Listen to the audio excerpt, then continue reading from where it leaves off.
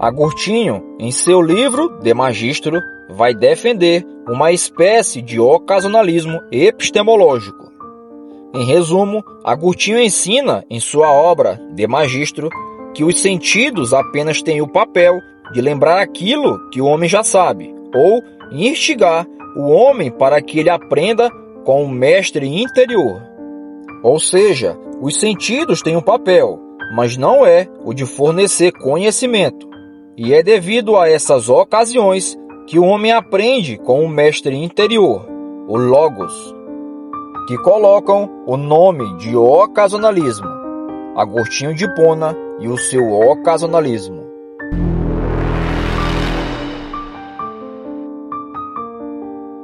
Vejamos um trecho da obra de Agostinho. No que diz respeito a todas as coisas que compreendemos, não consultamos a voz de quem fala, a qual soa por fora, mas a verdade que dentro de nós preside a própria mente, incitando-os, talvez, pelas palavras a consultá-la.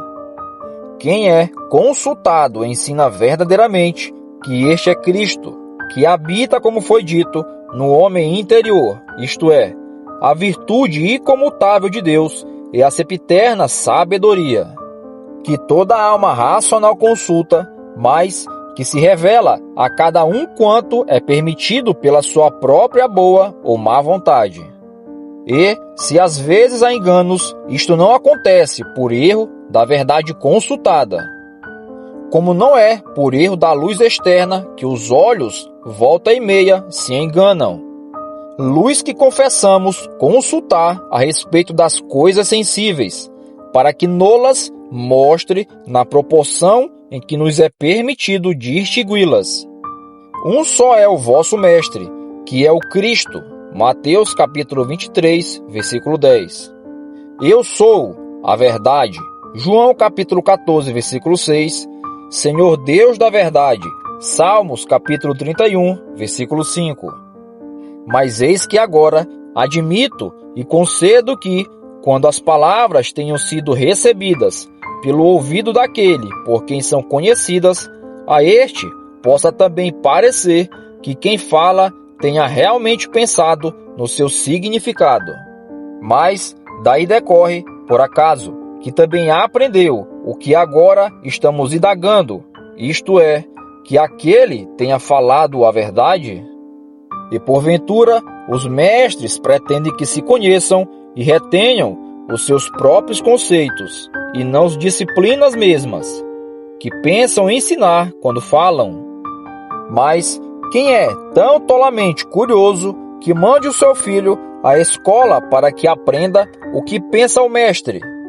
Mas, quando tiver explicado com as palavras todas as disciplinas que dizem professar, inclusive as que concernem a própria virtude e a sabedoria, então é que os discípulos vão considerar consigo mesmos se as coisas ditas são verdadeiras, contemplando, segundo as suas forças, a verdade interior. Então é que finalmente aprendem, e quando dentro de si descobrirem que as coisas ditas são verdadeiras, louvam os mestres, sem saber que elogiam mais homens doutrinados que doutos.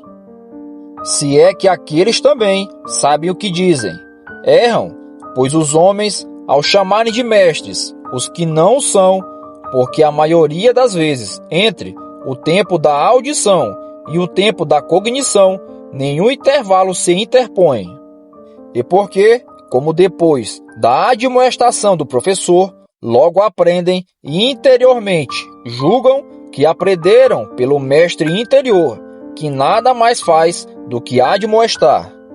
Mas sobre a utilidade das palavras, que bem considerada no seu conjunto, não é pequena, falaremos, se Deus permitir, em outra parte.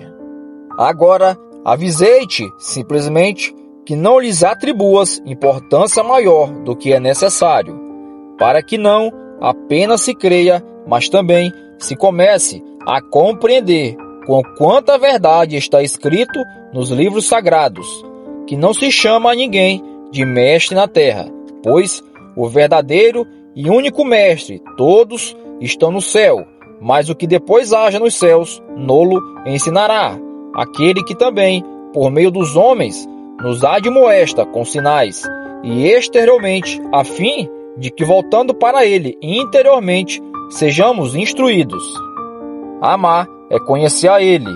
Esta é a vida bem-aventurada, que se todos proclamam procurar, poucos são verdadeiramente os que se alegram por tê-la encontrado. Mas agora gostaria que me desses as tuas impressões sobre todo este meu exposto. Porque, se conheces que eram verdadeiras todas as coisas expostas, dirias igualmente que as saibas quando interrogado sobre cada uma separadamente.